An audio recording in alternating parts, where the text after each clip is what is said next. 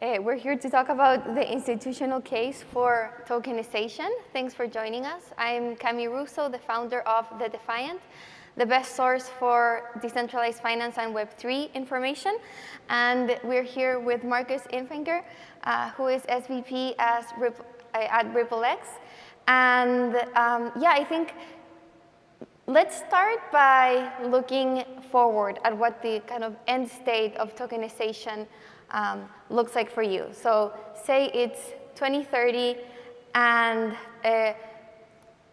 traditional finance is either running on blockchain rails, all assets are tokenized, or we're not there yet, we still have hurdles to overcome.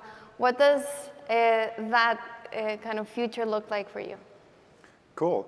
First of all, hi everybody, great to be here. So look, I hope 2030 is far away from the end state, but I would definitely expect by 2030 that tokenized real-world assets or financial assets will have a notable impact on financial markets.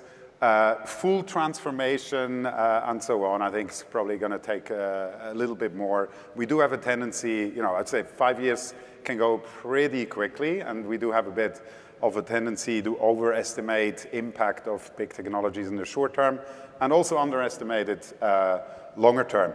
To provide a bit more specificity in terms of crystal ball thinking here, look, I think there will be trillions of dollars of tokenized financial assets by 2030, say between 10 or 20 trillion. There's lots of studies by big consultancy firms out there that will confirm the same. I do think most of the large financial institutions by 2030 will be custodying tokenized financial assets, utilizing them, and looking for ways how to integrate blockchain technologies to power financial activities at scale, rather than doubting or the question, hey, should we explore blockchain technology for this? I also think there will be a sub 10% or 5% even, but a notable small percentage impact on net additive economic productivity contributions to global GDP by tokenized financial assets. And look, on some other dimensions, I think regulations will hopefully provide a bit more harmonization and clarity for how financial markets can integrate blockchain technology. And from a technological point of view, I think as well the crypto industry will have made strides by 2030 around things like interoperability, seamless flow of financial assets across blockchain networks, security, user safety, and so forth. A quick follow-up to that. Interesting that you say that tokenization will contribute to global GDP. How specifically do you see that happening? Like from which use cases? Yeah, so ultimately, if I think about, hey, blockchain technology and financial markets, what is this about? I think ultimately it's about really unlocking efficiencies around these financial products. And so if you think about it today, a lot of the core infrastructure of financial markets is really dating from the pre-internet era, meaning it's full of red tape, assets take weeks to get issued, days to settle. And the power of blockchain technologies like the XRP ledger that we are using is their global networks out of the gate, can settle transactions in seconds for fractions of pennies. And in the case of the XRP ledger, it's been doing so for over 12 years, almost 3 billion transactions without major security incidents, consistently through bull and bear markets, performing, again, at kind of like the fraction of the cost. And so I think that is really, for me, the core premise as such. Okay, now let's bring it back to today. What's the reality of how tokenization is used today by both crypto native companies and traditional finance? If I would have to make a simplified sort of like framing for, hey, where's this journey at? I would say we kind of like moved from the POC or proof of concept, checking innovation box phase into the production phase. And there's a couple of proof points for that. Number one, the total market cap of tokenized financial assets is now scratching on roughly 20 billion. It's been growing twice or doubling every year over the last couple of years. And I think, frankly, it's on a similar trajectory like what we've seen with stablecoin, which is, fair to say it's been reaching a solid level of product market fit. I think last year with 27 trillion or something in total volumes in stablecoins, which is surpassing even, giants like MasterCard and Visa by now. And so I think we're seeing something similar there. I think also what was a watershed moment last year was BlackRock launching BUIDL. It's the largest asset manager in the world, basically saying, hey, we're launching a tokenized money market fund or treasury on public blockchains. And Franklin Templeton, also a large player in the field, has done something similar. And so I think we got a scenario here whereby nobody wants to be the first one, but kind of like everyone wants to be the second one. And so, more institutions on the asset management front, for sure, than not, are looking into ways how they can integrate this to be more competitive. I would say, on the other hand, it's still a long way to go towards mass adoption in terms of liquidity fragmentation across different blockchain networks and making more seamless connections of that, and obviously kind of like regulatory clarity and harmonization. That's important, right? Because frankly, these securities laws are complex. They're different in different geographies, and so it will really require harmonization and global coordination to make sure there are standards that can really truly harness the global nature of blockchain networks, right? For sure. Okay, so right now where we're at, we've stepped away from the proof of concept, and we have real kind of production ready and assets and products that are being used. You're saying that we still need more interconnection between chains, so there's less fragmentation of liquidity, more regulatory clarity. But if we can get more specific to the use cases that are being successful today, probably, like you mentioned, like BUIDL and the Franklin Templeton funds, tokenized US Treasuries have been maybe the first kind of lowest hanging fruit that are being used that are being tokenized. Private credit, what are the main use cases that you see taking off today? Yeah.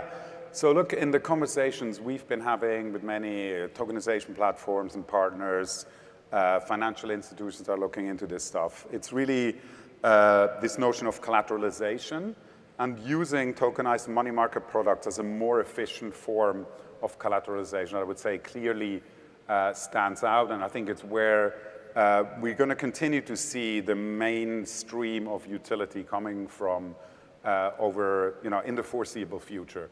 And I can give you two examples on use cases we're working on with larger financial institutions. One of them is really to use tokenized money market products as more efficient, to create more efficient sort of like repo markets.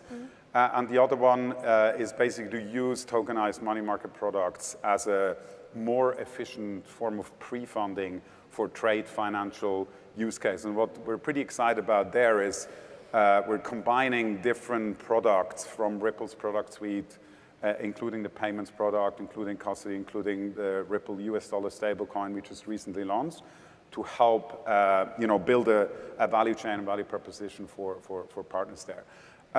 Just quickly touching on, so why is this a big deal? Why should anyone be interested? I think the main pain point there is really that traditional financial institution, they spend billions of dollars every year around all things credit risk management, and collateral is moving in days, and risk capital requirements are pretty high and so forth.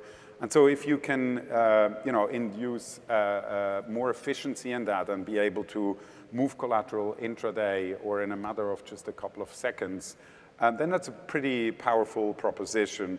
And so I think, on the one hand, the potential to reduce significantly, I think McKinsey had some studies there. They expect like 50% potential reduction in operational costs using blockchain technology. So if you think about the potential to reduce these costs significantly in billions, that's pretty exciting. And on the flip side, if you think about the opportunities to move tokenized money market products or as a function of treasury and treasury management intraday and have the opportunity to harness yield for a couple of hours only for ample liquidity that exists. And yeah, it's pretty exciting. For sure. So, okay, so we've touched on money market products, trade finance, treasury management.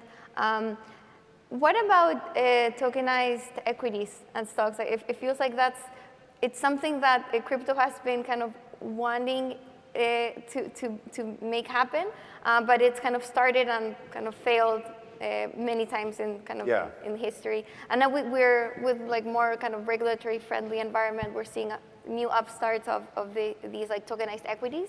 Do you see that as a promising use case, or maybe too early for that? Yeah, I'll generalize this one a little bit. Like, so it's interesting, right? If you think about, hey, so what's the core premise of blockchain technology? You would say, hey, it's about improving access and it's improving inefficiencies, right? And so you would then argue basically, okay, so wherever the friction is the highest, where the access is the most difficult, that's probably where blockchain technology can add the highest value. I'll take it a bit further from the equity example. I think, you say, hey, real estate seems pretty compelling. And I know there's been a lot of talk of that for years, and projects I think I've seen since 2017 or something.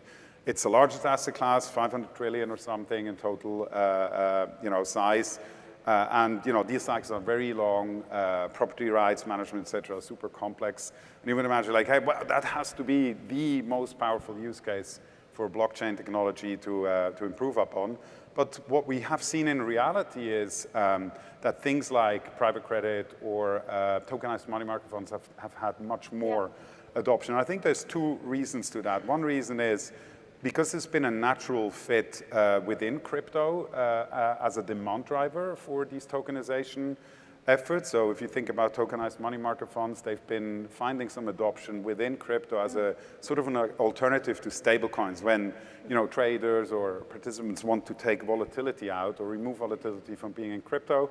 And this one passes yield through, right? So it's been interesting from that point. And the other one is around the complexity. So I do think we'll continue to see more, or the drivers of adoption will continue to be what we have seen most recently, which is money market funds, private credit, but things that are more complex, like security equities or real estate. I definitely think there is opportunity there, and it's going to continue to evolve, but it takes a little bit more time. There's another one like private equity, which we've been quite interested in, and we've been working as well with some partners to bring an issuance on the XRP ledger. And so, yeah, I think it's interesting, right? So it's slightly less complex than real estate, but still the inaccessibility is a pain point there. So I think it's a matter of like, time, in that regard. It's a good point what you bring up, that the first use cases that will take off are the ones that make sense for a more crypto native audience. And then things like maybe stocks or tokenized real estate, because they're like lower yield, makes sense for a more retail, like non-crypto audience that still has yet to come and use and be able to use these tokenized products. So maybe, that's why we're seeing like treasuries find a fit first. There's also an additional point that, like as an asset manager, what is your North Star KPI? It's about increasing assets under management, right, of your products. And basically, an asset manager looked at crypto as a distribution channel to increase assets under management, right? What we've seen with BlackRock, et cetera. And so I think that's also kind of like a point where it's just an easy way to sort of like get started. But I do want to emphasize that in conversations we've been having with traditional financial institutions, there's really this notion of like, hey, we want to explore to make our existing business more effective, rather than just thinking, hey, let's find ways how we can distribute this into crypto DeFi, for example. And I would say that's definitely going to be increasingly a more important part. Like, how do we make our process more efficient? How do we reduce credit risk and things like this that I mentioned just before? So you've mentioned the reasons why this matters and why institutions are interested in increasingly tokenizing real-world assets. But what's stopping them? Like, what are the hurdles to get there? Yeah. I'll start by saying, like, look, there's still, there's a couple of them, and I touched a little bit. Let's just, summarize it more clearly again. So number one, I would say, is lack of clear regulations, but also lack of harmonization across different geographies of regulations around securities laws and so forth. Then there's one definitely around, like, the fragmentation of liquidity and interoperability of these networks.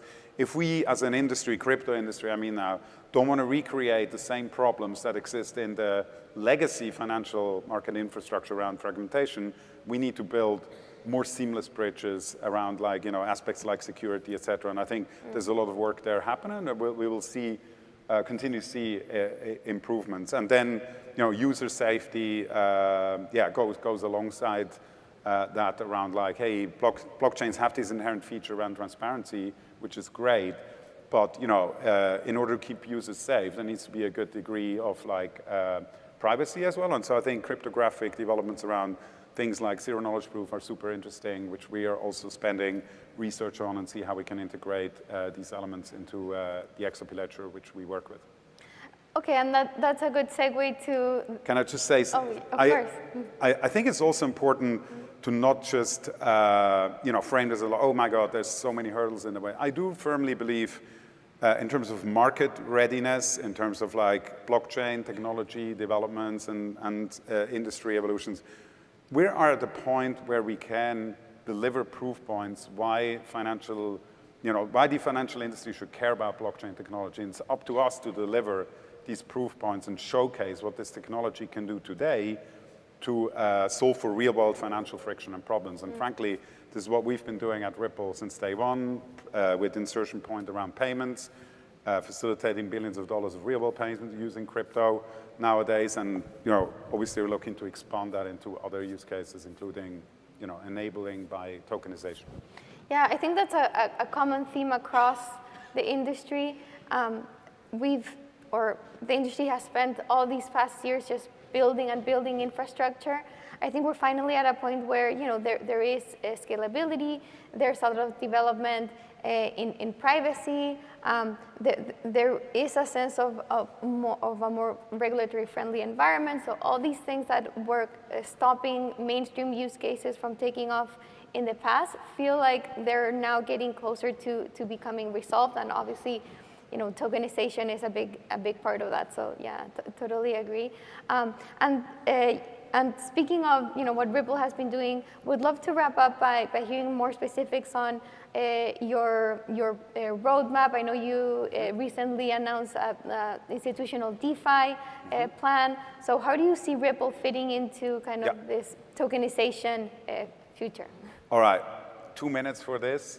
I'll unpack it in two sort of, like, elements. So the area I look after at Ripple is called RippleX. It basically brings together all of Ripple's contributions to the layer 1 blockchain, the XRP ledger.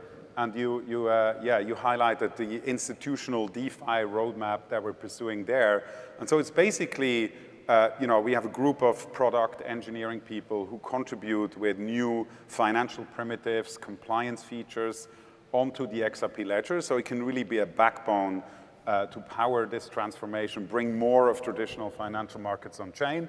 What I also want to flag, though, is that since day one, the XRP ledger actually came with inherent features that support institutional DeFi. So it's the first blockchain that had a native decentralized exchange integrated on the protocol level.